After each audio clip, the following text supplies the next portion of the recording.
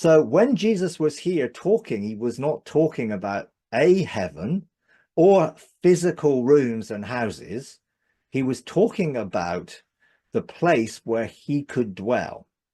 And I am, the statement of I am, of course, God called himself I am that I am, is the important factor in this passage. And if we read the passage onwards, we'll actually discover that John understood, probably by cardiogenosis, probably because of the heart-to-heart experiences he had with Jesus, what Jesus was really referring to, and he described that. So Jesus went to the cross. That was where Jesus was going to go.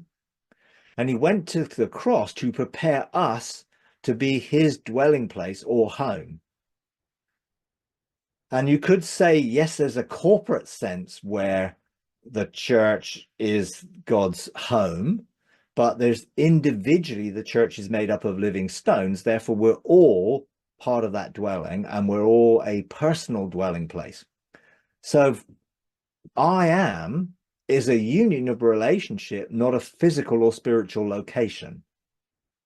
I am is a description of the relationship that Jesus had with the Father. And that is borne out in John 14:10. Do you not believe that I am in the Father and the Father is in me? So here's the statement. So when in the first few verses, he said that where I am, you may be also, he was referring to this relationship. I am in the Father and the Father is in me. And that is the union that he was basically declaring that he was going to go to prepare them to have and to be that dwelling place. That whole perspective was a relationship which was intended to be a present state of reality, but religion has put it off to the future. In other words, religion makes I am a place in heaven where we can only go after we die. Where I am is a statement describing a relationship of being in union, not a location in heaven someday in the future, but a present relationship which we have now. And in actual fact, Jesus said how this would soon take place.